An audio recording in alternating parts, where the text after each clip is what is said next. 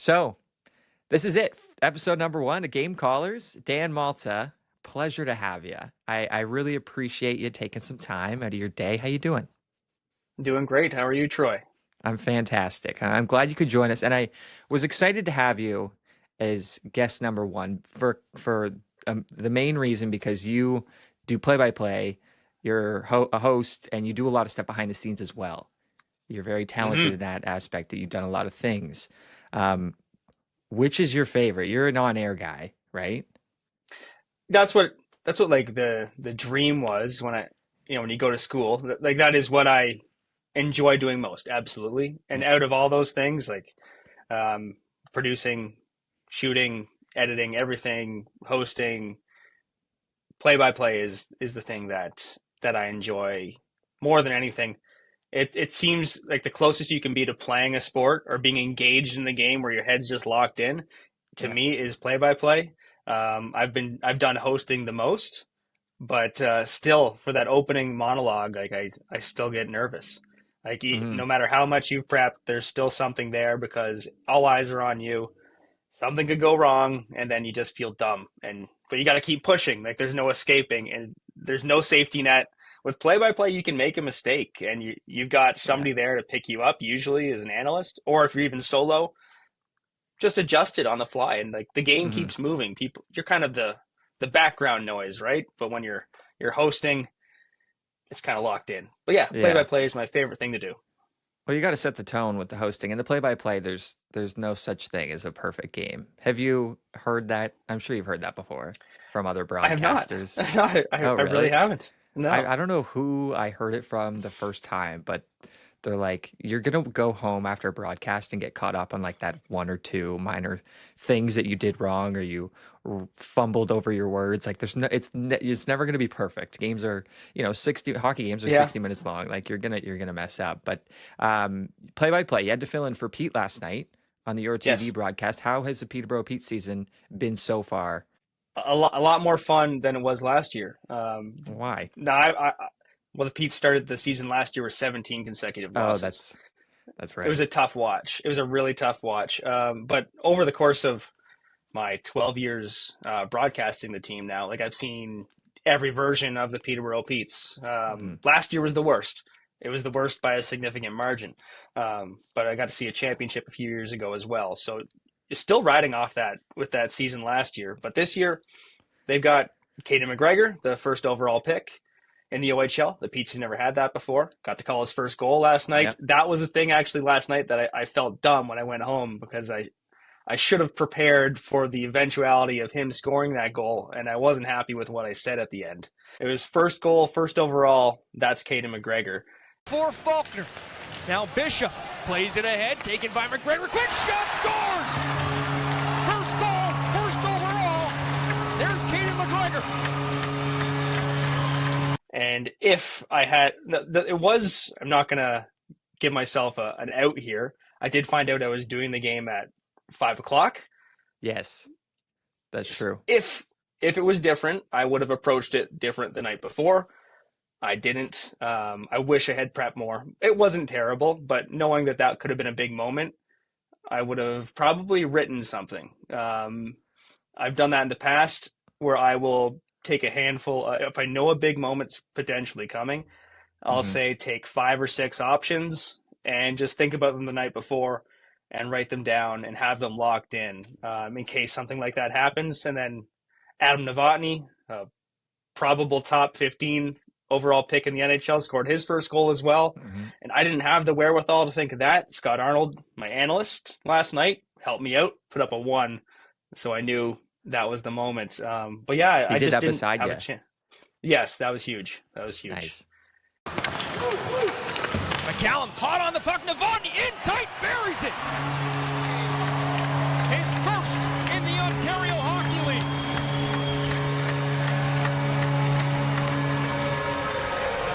But yeah, Well, if I had prepped more, it would have been different. But yeah, that McGregor call, that's a good call. There's nothing wrong with thank that. you. First overall pick, first goal. That's great. That's Caden McGregor. It could have been better. It was good. Could have been better. That's all I'll say. See, and that's what That's I'm awesome. getting at with like you're gonna go home and you're gonna think of these things. There's no such thing as a perfect game because you always think you can do better. But Dan, Yeah.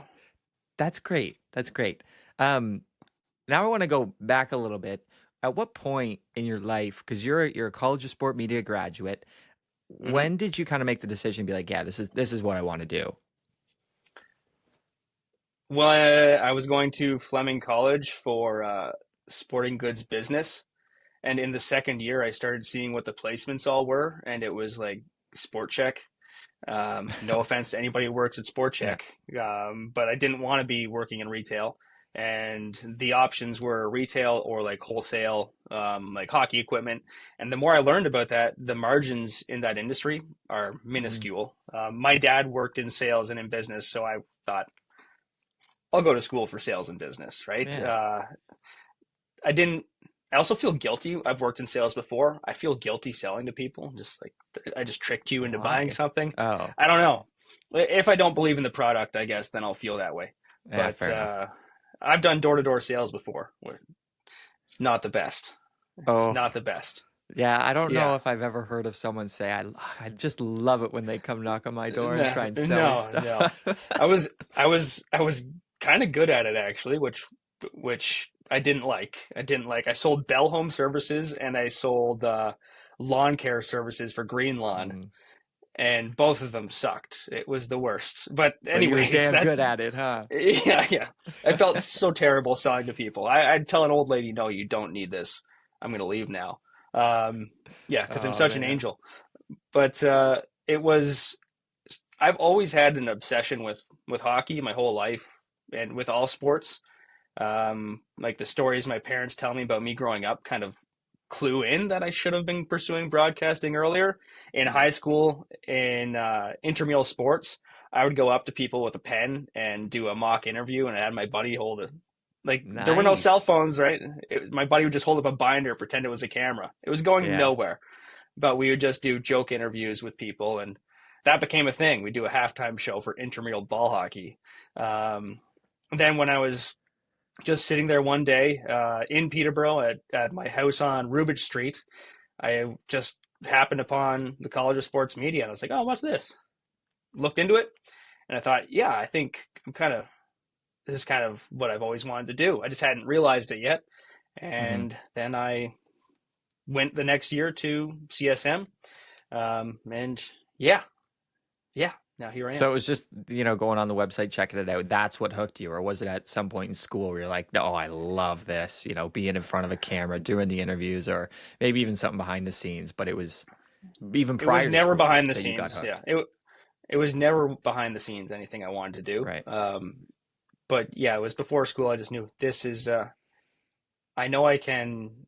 I know I can do this. I know I can do this. I know I have this base of knowledge, and I know it's something that I care about and I'll be passionate about. So I went for it that way. Right. And I'll tell you this, you're pretty darn good at stuff behind the scenes as well, because when I first emailed you earlier in the summer to volunteer with your TV, you had put me, or you offered the selection up to me. Do you want to do replay or do you want to do camera on the first game? And I said, well, I've done camera before, so why don't I'll do that first And then we and didn't listen. see the road. No, you didn't listen. I got there and you walked up to me and you go, so you're on replay tonight. And then you showed me how to use the replay machine. It was pretty, I'm not going to say it was easy, but it was hmm pretty straightforward, and I got the hang of it as we went on. And now I've been doing audio.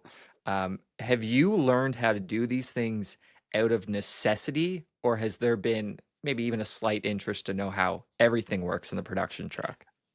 I like to know so that I don't feel like there's anything I can't handle. Mhm. I guess for people who wouldn't know like how it works for the production truck for me and John, the guy I work with, so it's just the two of us who will roll a production, and there's nobody coming to save us. So Right. in my first year, there were so many times where I didn't know how to fix something and it drove me crazy, or I didn't know why a problem was happening, drove me crazy. Now, uh, a decade in, I feel confident running it by myself. Every single aspect of the truck, I can fix something. I can diagnose what's going wrong, and that goes down through the whole crew, right? Like Yeah. if the two guys at the top know everything, like there were times in my first year where volunteers would know more than me working on the crew, and that just didn't seem right. So I focused on that big time, and John helped me along the way because he is a guy who is all the way behind the scenes, right? So learning that on the fly was something else. I did have I had a little bit of camera experience and editing experience, having worked as a reporter before that. Yeah. But that was all I brought to the table was a reporting background and then camera and editing knowledge. Yeah. Tell me a little bit about the inside of a production truck. Now, I've only been in a handful of them in my life, so I want to say they are, similar in a lot of ways, but also different in a lot of ways. So tell me about the Your TV production truck, what roles are in there and kind of how it's laid out, maybe how chaotic it can get. Yeah. I love that actually when it gets chaos. I feel like when everybody else goes crazy, I'm like, this is where I belong. I feel calm in that moment. This is what I was meant to do. Yeah, pure chaos. But yeah, the Rogers truck in Oshawa, you've been in that one. That's much bigger. It's more compartmentalized. And that's a trailer. The Your TV trucks, none of them are trailers. They're all like Ford F450s with a massive cabin on the back. There are seats for 5 people, sometimes 6 get in there. During COVID, it was interesting. We had to put dividers up in between positions, which was just goofy. We had dividers up in between Pete and Scott in the broadcast booth as well in Peterborough. But yeah, it's a small booth. It is a small booth, and right in the action, like you can smell what people are eating in the row in front of you, and the clapping gets in through your microphone, so it's annoying. But there's 3 seats up front, replay operator, graphics operator, and then director sitting across from each other. So there's a computer for the replay machine, and as you've seen, that has 8 camera angles that are rolling back through that computer. The graphics operator is monitoring the irises on the cameras as well. So he has a control for all the cameras to adjust brightness, and also the power to turn them off or on. I don't know why they would ever want to do that, but they could. So we do white balancing and everything there. And then the graphics for the score bug, any information boards that we might have during the game. And then the director is on the far right if you're looking in from the door. So there, he's got all those buttons, a look of every single shot we have during the broadcast. He also actually has an override for the audio board in case somebody like yourself who was operating audio maybe made a mistake. Hey, it happens, all right? It does happen. It absolutely happens. It's so easy to fall asleep at the wheel doing audio. I watched the game back when I got home last night, though, and it sounded great. It was a nice mix, so thank you very much. Fantastic. So you'll be bringing me back? Yeah. We'll try and work you into something other than audio. We'll try and do that. Hey, I don't mind it. I enjoy it. Like to your point, like I like knowing I don't want to be an expert on everything, but I like having a general idea of how everything works and being if you need me there, I can do it. Yeah. I'm not going to be an all-star, but I can do it. But please continue audio. Yeah, I think the only thing you haven't done is directing and graphics so far. It's the only things you haven't done in the production. But yeah, that's the truck at the back. There's the audio board, and then where I would sit that's where you'd put the producer or director, and then at the front is the technical producer. That's usually how it would go. Sometimes it's a hybrid. There's also a playback computer there. So if we have any features preloaded, the intros, any elements, sometimes we'll take pictures of people that we want to get into the broadcast. We'll put them in that way. It's really quick. We just use Premiere Pro and we have it just synced to a playback, but to an IOHD button. So that's just how it goes through to our switcher.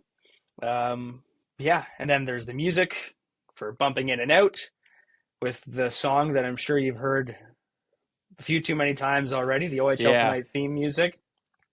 Yeah, and that's the truck. And then in the back, it's where we store the cameras, the cables, tripods, sandwiches. A little bit of everything. There's a lot of stuff. There. Yeah, there is a little bit of everything. Can you remember a time where it just, whether it was, technically there were things going wrong or just the game was nuts itself, where you guys were going wild in the truck, having a good time or maybe a bad time? So many bad times. So many bad times. So many. those you remember, right? When things go really Yeah. bad. Like we had a power outage at the PMC, and we couldn't get back online one game. Our generator wasn't working, our backup power. Another game, so this is entirely out of our hands, but the way that a cable signal sends through our fiber is it runs through there's a light that runs through the lines all the way back to our Peterborough office, and then it runs off to wherever it's airing out of. And a cable technician decided to trim some excess lines. He trimmed the line to the PMC, and this happened to be a big game, and it resulted in the head coach of the Petes coming down and screaming at us, me specifically. Oh no. This was about 8 years ago. There was nothing we could do about it. We had to get a technician to come and fix it, but the game didn't go to air. Right. And at that point, the OHL was relying on the broadcast for their video coaching. So that's what he was upset about. And they were responsible for providing a feed to the other team as well. It happened to be the Kingston Frontenacs, who were in Peterborough last night. But yeah, that was a memory. Well, I was going to ask, because your feed also goes up in-house on the Jumbotron, and I was like, why would the coach be coming to the production truck? Because that was where my thought went. Well, okay, the only way that affects him is because he can't see any replays or anything up top, and why would he care that much about it? But like you said, it was for another reason, and that's a problem you can't even deal with in the truck. So that's tough. I've been doing games where the truck's gone down, just like power has gone out, and as a host, I mean, I'm sitting on the far sideline, just going to keep doing my thing because they're working on it in the truck and they're able to get it back up and whatnot. But as an on-air voice, you're told to just keep calling the game because at some point it's going to get back up, and you just, sorry for technical difficulties. But yeah, pretty wild stuff going on. I've got another one with a fire, actually. And let's hear that one. This is a big one. So we used to roll the production truck to Coburg to do Cougars games.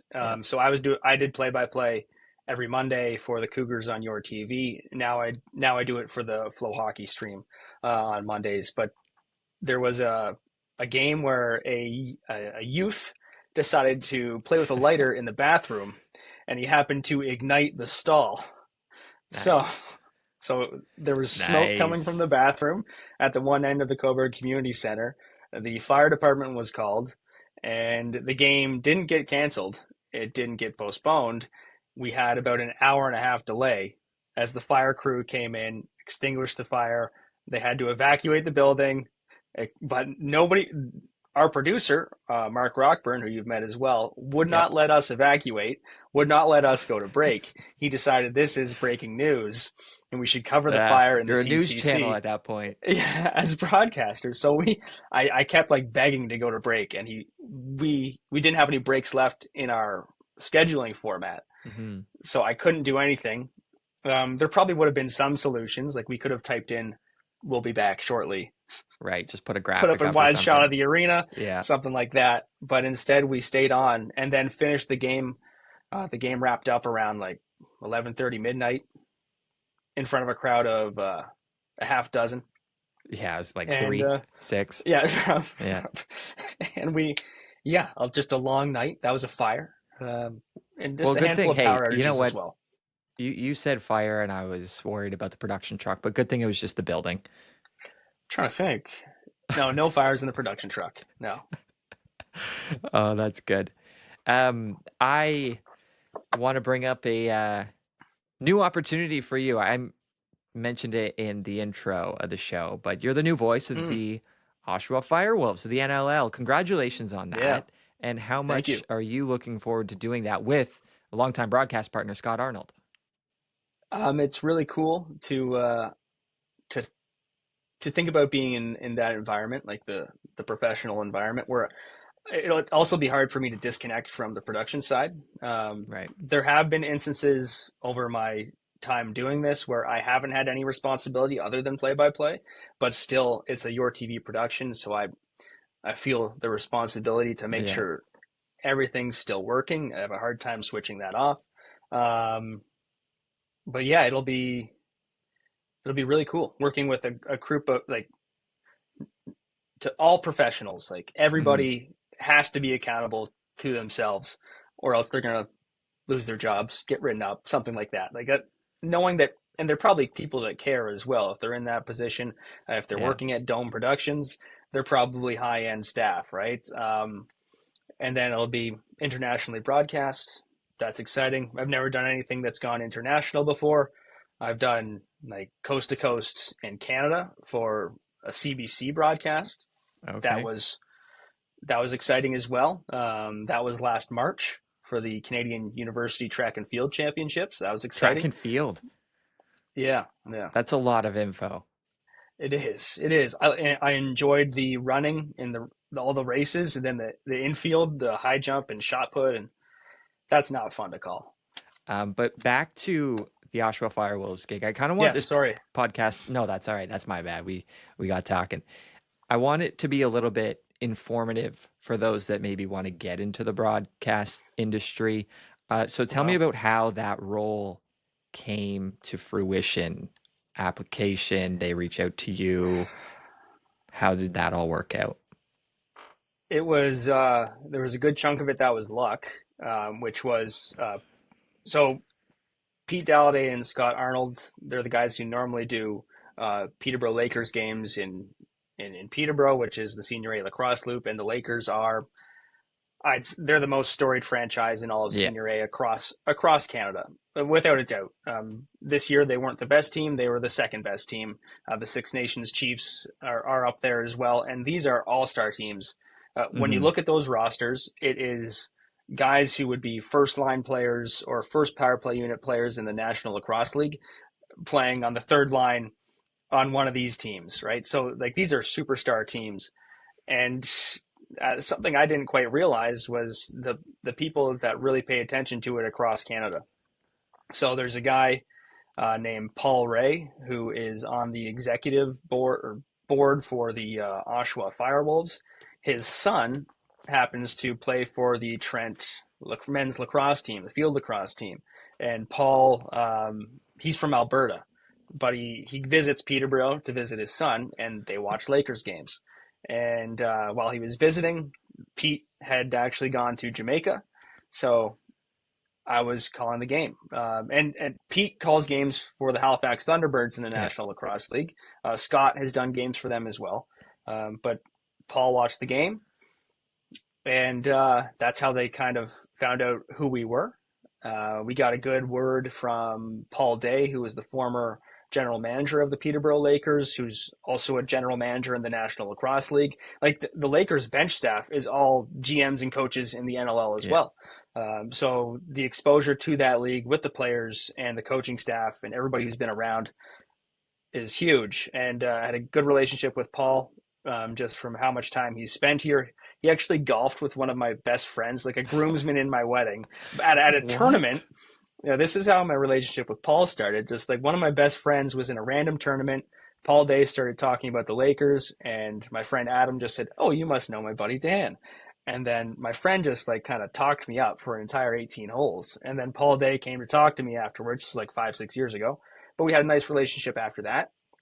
And so after Paul Ray contacted us, we talked to Paul Day, and Paul Day said he'll do whatever he can to put in a good word for us, help us out. And he did, connected us with the head coach and GM.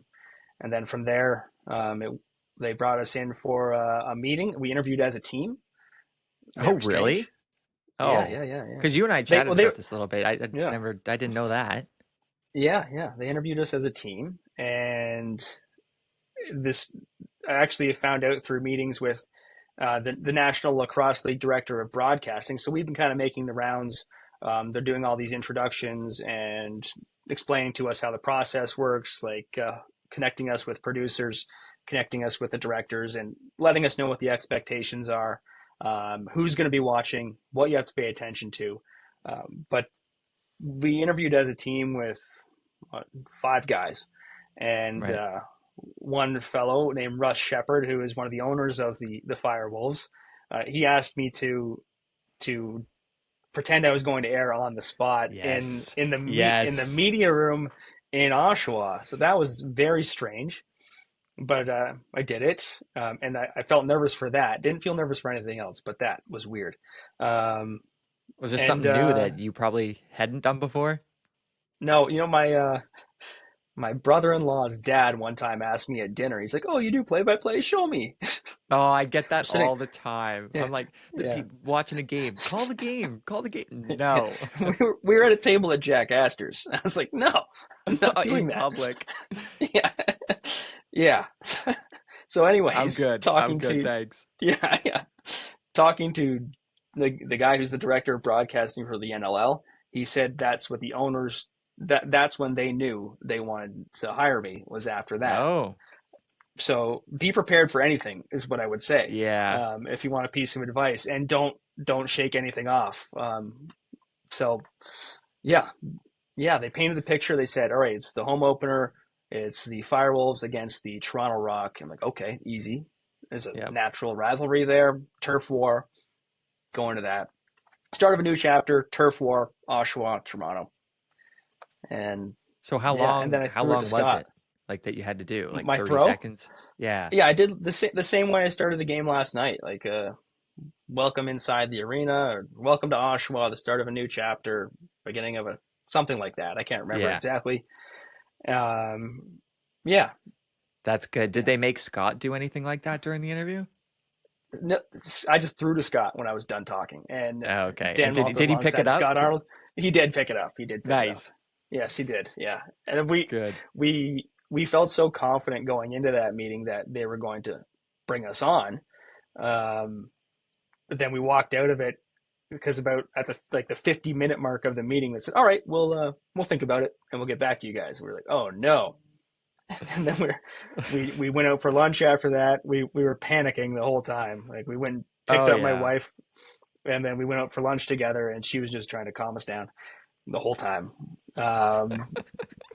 And then it was like, I don't know, like 4 or 5 days, and they contacted us and said that they wanted us to come on. And actually, no, that's not how we found out. Sorry. They were asked first. They reached out to us and asked if we were going to come to the press conference to launch the team, and we said, "Yeah, okay." We didn't know yet if we Sure. had the job, so we said, "Yes, Yeah. we'll definitely be there." Yeah. So we went, and I brought my camera from YourTV as well, because shoot the press conference. I asked a question and how the team related to Peterborough, and are they going to market to the Peterborough area. So I was going to bring that back to our new news show, The Hub, on YourTV, airing before Pete's games at 6:30 on Thursdays. Okay. Plug that. And then Scott comes over to me smiling as I'm sitting behind my camera. I'm like, what's going on? He goes, "We got it." I was like, "How do you know?" He's like, "Oh, Russ came up to me and welcomed me to the team." I was like, "Okay, super." And then, So it wasn't even like an official thing. Scott came over and told you. yes, and then Russ found me afterwards and said, "I'm sure you talked to Scott already." And I said, "Yes." And then he said, "Welcome to the team." Introduced us to some more ownership group and the rest of the guys there. And then after that, they brought us in for another couple meetings and some phone calls and sorted everything out. And yeah, it's now they want us to do a weekly podcast as well, previewing the games. Yeah. It's pretty exciting. Yeah. I was gonna ask you that because they want you like heavily involved, which is understandable. Yeah. But doing the podcast and hanging out after the game and whatnot. Yeah. But it's a big gig. Were you surprised that they're asking you to do these other things, podcast and all that stuff? Pleasantly surprised. Yeah, they're very, very welcoming. They kept using the word family, which I know everybody says is supposed to be a red flag when you're interviewing for a job. But I think it's more they want a team atmosphere. Like, they want it to be like you're on a sports team with them together, which is great. Like, they don't want to abuse us. And like usually the boss says, "We're family here." You think something's wrong, but they want to spend time with us. They want us to be involved in the team. It's really cool. It's different as a broadcaster. Like, I've never worked for a team as a broadcaster before. Yeah. And in the meetings with the league, they kind of I pitched to the team a 55-45 like ratio for how much of a homer you can be. Yeah. And the league said that they usually go on a 60-40 type scale. And I don't even know if I'm comfortable calling a game like that. I don't think I have it in me. I would have to really change my style. But yeah, no, it's been good so far. It's tough that we're not going to be able to do the home opener because they're bringing in the national crew to do the game. But other than that, like after that's done, we're in it. And yeah, we're still going to be working for them before the first game, doing the podcast, doing a game preview. It'll be great. When is your first call? Because they're either it's a national game, or B, on the road. So when is your debut at home calling a game? I think it's like week 6 of the season. It's January 3rd. Yeah, it's in the new year. Yes, and January 3rd and 10th. So it's back-to-back weekends. Right. Which is actually kind of nice for me. Lacrosse isn't my game. I have a ton of exposure to it, having done Lakers games for a decade. But as far as that, like built-in knowledge for me that I have with hockey, like I can pick a name up and say that guy's probably related to this former player, right? And you can think back to somebody who played in the 80s or 90s, and I'll probably know who they are, where they came from, their hometown, all that stuff. Yeah. In lacrosse, that doesn't quite exist with me. I did notice just watching games and highlights for homework that a lot of these guys actually do know because they've played for the Coburg Kodiaks, they've played for the Peterborough Lakers, and then enough people in Peterborough. There's a Peterborough lacrosse mafia. Like these guys, their tentacles go into the game everywhere. So like just when I used to be on the board of directors at the Peterborough Sports Hall of Fame, we did an interview series there where I was doing long form interviews with all the Hall of Famers. A lot of these guys were lacrosse guys. So I know the origin story of lacrosse in Peterborough. I know how all these guys kind of got to where they are. So that's my base of knowledge in lacrosse. I need to build on that. So I'm kind of relieved that I'll be able to witness 5-6 games, really get it ingrained. Like I'll know the body language of the players after watching these games for 5-6 weeks. I probably won't even need their numbers on the back, right? Yeah. Because if you do really watch it, you just know how somebody moves, which will make calling the games easier. That's a good point that you bring up. That's something that I didn't notice I would learn, I suppose, when I started calling games. I'm always looking for the name or the number, but it is crazy how much you pick up on how someone moves, or even the equipment or the gear that they're wearing. You don't even need to see the name or the number. You just know who it is. So that's interesting. And obviously your debut is going to be a big career highlight. You've been at YourTV for 12 years, is it now? Is that right? 10 full-time. 10 full-time. 2 years before that, I was just on contract doing on-air stuff. Right. So in that time, as a reporter, you've seen a lot of games. Like you mentioned, the Petes won the OHL championship just a couple of years ago. What are some other career highlights from the booth for you? Oh, when they won the OHL championship, I was sent to Kamloops to produce a daily show. Nice. Which is, man, BC is beautiful. You're right at the base of a river in Kamloops, and there are mountains right behind you. I'm a big runner. For me, every day I'd go climb the mountain, and it's just incredible. I did have a scare at the top of a mountain because there are cougars. So it wasn't a cougar. It was It's like, what was it? I found the highest peak in the city, which was like 980 meters. And I was like, I want to go up there. So I'm running up it, and they have free range cattle. So the cattle roaming in these hills because there are some ranchers, right? Yeah. So I'm paranoid of cougars because I of course read every single article about people being attacked by cougars before going up. Classic. In the hills. Yeah. Because why wouldn't I do that? So I'm out there running, and I see a big object come around the corner, and I'm at the top of the hill, and like I wear a heart rate tracker watch, right? So I'm recording my run. And I went back and looked at the file afterwards. Yeah, because I was at the top and I sprinted down that mountain. But I looked at my heart rate and it was like a 175 when I got spook scared by a cow. But I didn't take the time to look. I just bolted. But it was also cool.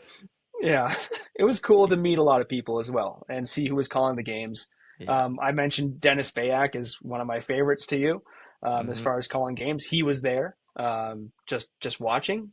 It's good to hang out with the TSN crew there as well. Vic Finley is a guy I know a little bit, so he was there calling the games. And then, Julia Teixeira Yep. was doing the games as well. So I got to know her a little bit just in 2 years prior because TSN had a big push with CHL hockey, and they were really Yeah. working alongside the Petes heavily, and Julia was around.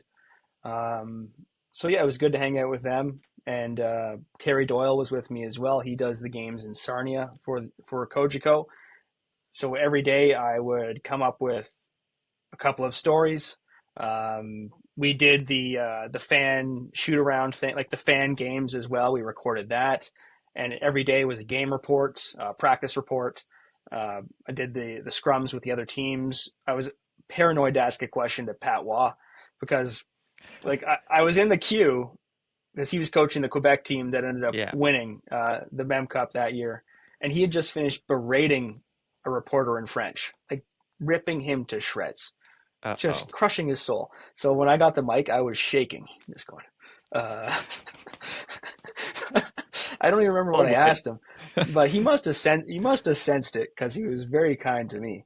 Or maybe my Okay. question was just Well, maybe not maybe that upsetting him. reporter just asked a terrible question.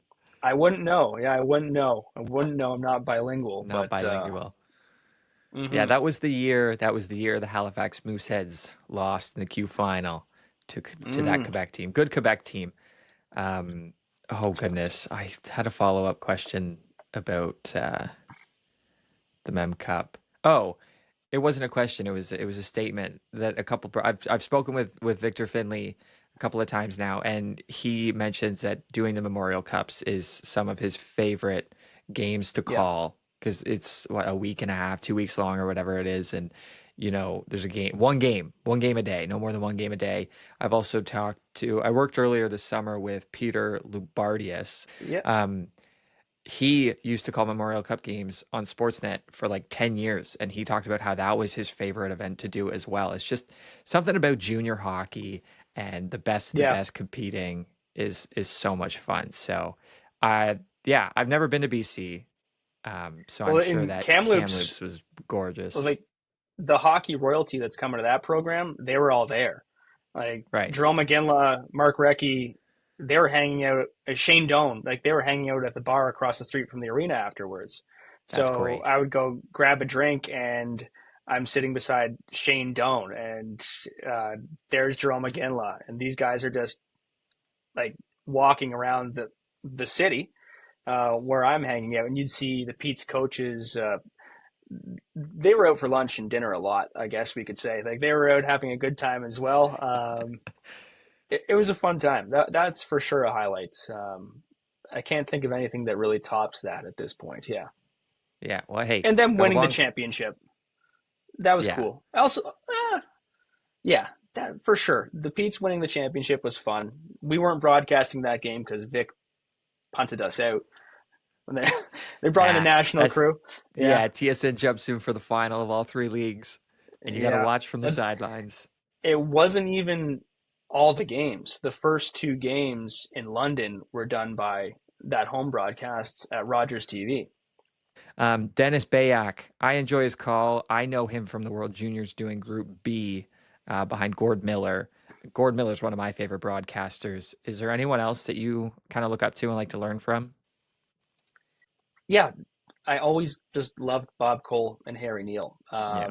And for me, my love of hockey, it goes back to like childhood connections.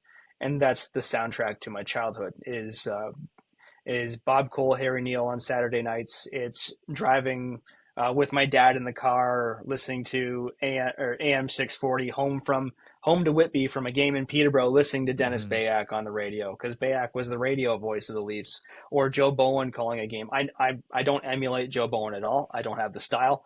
Love him to death. I would never try and do it. Right. But with Dennis Bayak, I just listen to him and like I know what my voice sounds like. I think I know what my skill set is. I know what I'm not going to be. think I know what I can be, and his style I think is what I lean into. Nothing over the top, nothing crazy. Kind of a straight shooter as far as it goes, and yeah, Cole Bayak. I like the way they handle the game. I like to have a little bit of flow and ups and downs, and if you can mix in some rhymes, why not mix in some rhymes? Like, You talk about the ups and downs, Dan. On the fader last night, I was working it when there was some chances, and you're going yeah, up and down. yeah, I caught that. I noticed that when I was watching the game back and appreciated it because Okay. the audio did not overmodulate at all. So thank you. Okay. And that is I'm the doing, difference, doing my actually. best. I'm glad. Yeah, that's the difference So between working in our truck and working with Dome. Um, so two guys that I know, Mike Luck, who does the Oshawa Generals games, yep. and Pete Dalladay, who does our games in Peterborough. I know what they sound like doing OHL games, and they have big voices. Mike Luck will be overmodulated doing an OHL game because he's got that huge voice. But then when he does an NHL game, it's controlled and smooth. Like he's still doing the same thing, but his voice is, as I guess, contained by the audio operators doing stuff that I don't know how to do. Right. So however they've padded it out, their big voices work for that because they can get up and down, and it's not going to blow out the audio board. Whereas we have a limited control in our audio board, we can't quite manage that. So ideally, I'm not going over the top, but sometimes it happens. Sometimes it happens. Okay, Dan. So a couple weeks ago, when I first asked you to join the podcast, you asked if I had any fun segments. I don't know the exact words that you used, but I at think that I said time fun segments. Yeah, yeah. fun segments. Okay, Yeah. so I said no. I didn't have anything, and then I got thinking. I said no because I didn't want to do anything yet. Because with it being the first episode, let's just record and make sure everything records smoothly and whatnot. So I've had a chance to go back, and I've quoted 3 big sporting moments. I'm going to All read right. you the quote, and I want you to tell me who the broadcaster was and what was going on during that game, if you can. No worries if you can't get it. Are you ready? Yes. Okay, quote number 1.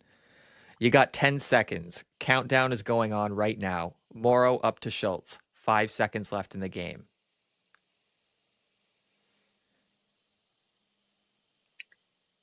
Is it Chris Cuthbert? No. I don't want to give you the next few words because it will give it away. Is it a Dallas Stars game? Nope. It's not. It's a hockey game, but it's not NHL. Oh, You got 10 then seconds. Countdown is going on right now. Morrow up to Schultz. 5 seconds left in the game. I don't have it. I Do don't you have it. believe in miracles? Oh, it's Al Michaels. Okay. Yes. You've got 10 seconds. The countdown going on right now. Morrow up to Schultz. 5 seconds left in the game. Do you believe in miracles? Yes! See now, It was. I just don't track American hockey. Yeah. No, All yeah, right. I should know the Miracle on Ice call from Al Michaels. Yeah. Well, But that yeah, one phrase gives it away, so I couldn't give you any more. So obviously, if you don't know, that was the 1980 Olympics, U.S. yeah. versus the Soviet Lake Placid. Union. Yeah, Lake Placid, Kurt yes. Kurt Russell. Which Great movie. which actually fantastic. It's my favorite movie of all time. Quote number 2. Up with it again. He's on the ice with a Ginla. That's all Yeah, you're getting. that's the golden goal, right? Yes. That's Cuthbert. That's the Olympics. Yeah, if I had heard Al Michaels on the first one, I think I would have got him. Yeah, I'll probably. say that. But yeah, Cuthbert, golden goal. I'd say he definitely wrote that down beforehand. I think he did, actually. I don't know. I think he planned it. I think I saw an interview. Can't remember. Up with it again. He's on the ice with Aginla. Aginla scores! Sidney Crosby, the golden goal! And Canada has once in a lifetime Olympic gold! But great call. That's an interesting move that I've actually never. I've done it for a championship game in like a U18 game when I was with Eastlink. Game 5 of the final. It was a best of 5, and I wrote it down at intermission. I didn't do it as early as the night before, but you've done it when you write them. You'll do it like the night before. I've only done it once, and it was an intermission. It was an overtime game, Coburg Cougars and St. Mike's Buzzers. It was a game. It was game 6, and they forced overtime. And in that intermission, there was one player on the team, Trevor Hoskin, who was undeniably the best player on the ice. Got drafted in the 4th round by the Calgary Flames. He's at Merrimack College in his 2nd year in the NCAA right now. But I wrote probably 4 or 5 for him, and Hoskin is in the house is what the call was. And still, people in Coburg will come and talk to me about that one, and that's where that was the first time I ever did it. For deflection. Now Reese holding at the dot, drops it off. Schneider looking back to the score. Hoskin is in the house. 5-4 overtime winner. And after I did that, I thought maybe this is a good idea. Yeah. Yeah. You know, there is a fine line between actually like executing it versus trying too hard. And I don't know if that's something I'll notice because I'm a broadcaster, or maybe everyone does notice it, but I think of that sometimes when I hear planned, what I believe to be planned lines like that. Okay, final one for you is Freeze hits it in the air to center. We will see you tomorrow night. Oh, that's St. Louis Cardinals. Yep. Was that a triple or was that a home run? It was a home run. Okay, I remember it. Like because he had the triple earlier in the game. Yeah. I remember watching that game. I can't remember who was on the call. Was it Joe Buck? It was Joe Buck. Hey, very well done. Very well done. Freeze hits it in the air to center. We will see you tomorrow night. That was World Series Game 6 against the Texas Rangers. Yep. At home, obviously a walk-off home run in extras, I think, and they ended up winning the World Series the next night. Oh, I can't believe that seems so random because I remember that game very well, and I remember being a big fan of Freeze after that because like I wasn't tracking the St. Louis Cardinals that season, and then I watched him play that game, and he had a great game. Random. All right. My final question, because I want to talk about the future of broadcasting a little bit. I know that's a pretty generic term, but what do I mean by that? How do you think this is it feels like an exam question, and I don't want it to feel like that, but how do you think innovations in sport are going to continue to affect how we broadcast games? Now, a couple of examples that might help you think of an idea. Like you look at eagle-eye technology in tennis, you think of goal line technology in soccer, even like something totally different like the Manning cast, having Eli and Peyton do a totally different broadcast of the game where they bring in guests and kind of break it down like that. Even the telestrator, I think that's a lot older than I think it is, being able to draw on the screen and break down plays and whatnot. I know in the MLB, they're thinking about doing, is it confirmed that they're going to have the automated strike zone next season or coming up? I hope not. Yeah. I don't know. So, okay. Well, how do you think we're going to, see broadcasting change with innovations in sport, if at all? I think the majority of the innovations suck. Those ones that I just listed, or are there others that you're totally not a fan of? I'm not a fan of robotic cameras, other than ones where a human couldn't be there, like a cable cam. If a human can't do it, there's still an operator. And I know how much it costs to do a single game, and it's astronomical. It's nuts. Yeah. But I hate seeing on LinkedIn companies posting a video of a guy in a studio somewhere robotically operating a main follow camera or a wide or a tight follow camera where somebody in that city could have that job. I hate it with a passion. Obviously I want to stand up for jobs in production and in media because they're tough to come by all over the place. Something that I really don't like is the idea of AI voiceovers. I know that within our organization, people have been encouraged to do it, and I fight it, and I just say this is Yeah. dumb and I hate it. Like I'll just straight up say that's dumb because it's what I do. Yeah. So automation bugs me. Studio calling games from studios bugs me. Not letting Joe Bowen go call games on the road, I think, is a Hmm. disgrace. I hate that. Not letting the guys be there in the moment because there's a difference in the atmosphere. I don't know if you've ever called a game from a studio before. N- I've uh, done it a no. couple times by just out of necessity, where uh, we didn't have a play-by-play feed coming, so we had to do it from the studio over the video. It's not fun. It's not the same, and I don't like that because they're going to try and cut costs wherever they can. I Yeah. know a handful of guys who have done it for TSN for games in Europe. Um, yeah, just not fun. And if it's going in that direction, like who even wants to do it? Another thing is, you know what? I'm going to say it, the board ads and advertising in the game. That is at the Hmm. detriment of the viewer. So they're trying to extract as much money as they can from every single thing they can, and that doesn't go away. That's how I'm not anti-capitalism, but there is a point where you can just say how much money is too much money. Like we're Yeah. fine. Like you're Yeah. succeeding. You don't need to try and optimize this any further. It'll never happen. Everybody wants to pull every dollar they can out of things. Yeah. But I don't like watching the board ads, No, the I digital board ads. those things are things that obviously when they were first incorporated into a broadcast, everyone hated it, and now we're kind of used to it. And then things are going to slowly be added. Oh, we're going to hate it, then we're going to get used to it. Hmm. And Yep. they're going to add something else. We're going to hate it. We're going to get used to it. It's just a continuous pattern of stuff like that Yeah. that we're going to look back, however, 20, 25 years from now I and be like, wow, this was awful that we did all of this.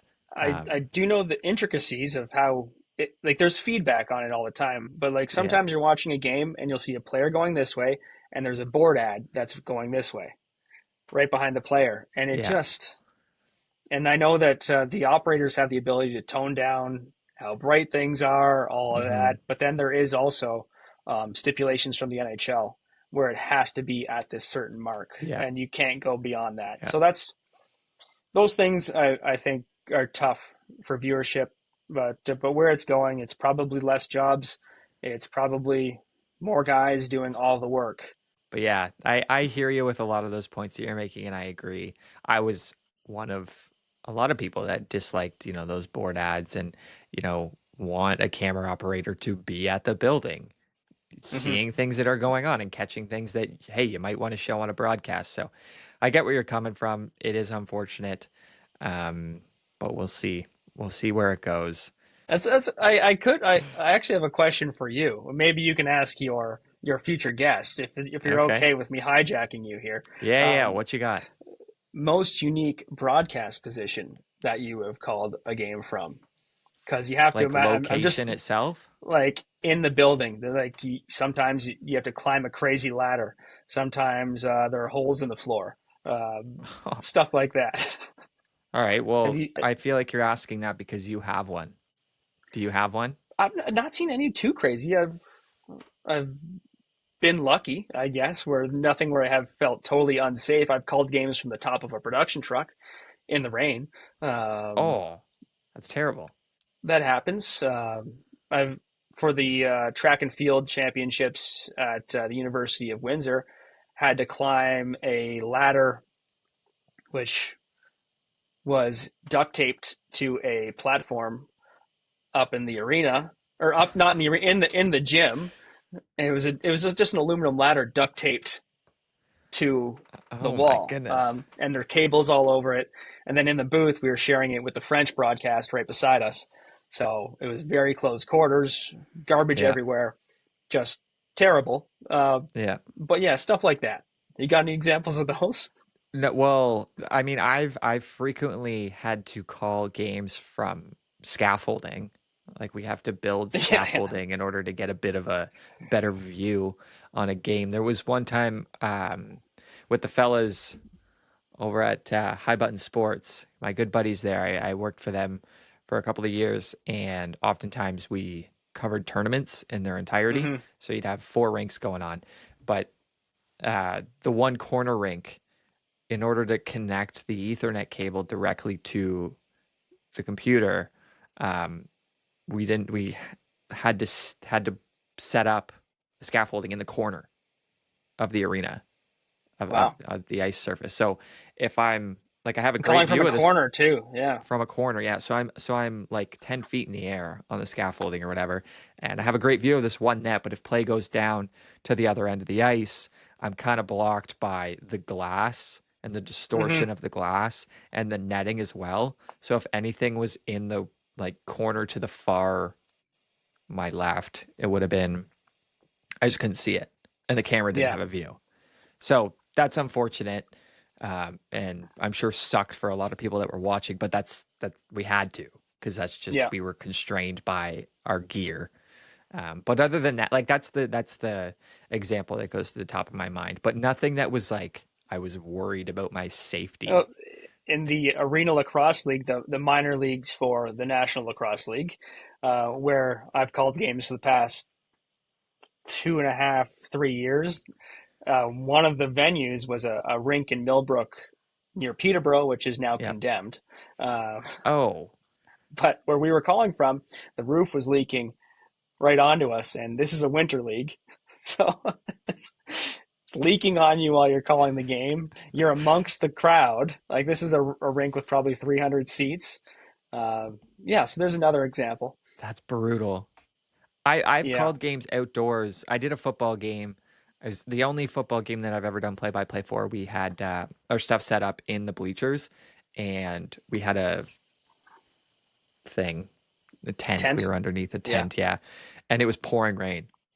So we were more or less fine underneath it. It wasn't dripping or anything like your Hmm. example, but all the fans started like converging underneath the tent, and next thing you know, you're like, wow, this is, we got lots of noise in front of us, the crowd's going, well, just because everyone was like there. But Hmm. that wasn't bad. It was just pouring rain, and Yeah. got a little bit wet. But that is a question. Yeah, I'll write that down. That's a good one. I know the Calgary Flames is at the Saddle Dome still. I Yeah, know they're that building a new arena. Yeah. yeah, the broadcast booth there is really high up. Just some videos that I've watched from other, NHL broadcasters, like the walk to that booth is quite sketchy It's like because it's that in just so Oshawa. high. You go across the you go across the top of the arena. Yeah, So yeah, it's the in same Oshawa, they same didn't thing. build that booth when they built the arena. They didn't I think of heard it. that. Yeah. Yeah, and Hmm. it's no one ever thinks of us, eh? Yeah. Yeah. Those damn construction. No, no, yeah. So I'll write that one down. Dan, thank you very much. I really appreciate your time and jumping on here on episode number 1 of Game Callers, and some great stories, some great perspectives on where we're going in the broadcast industry. And I wish you the best of luck with the NLL season coming up. And I'll see you soon on some Pete's broadcasts. So thank you. Absolutely. Thank you, Troy. And I love talking about this stuff. Not a lot Yeah. of people that you can talk about it with. No. So nice to talk about it. Really enjoyed it. Yeah. Always open to it. So thank you. Thank you.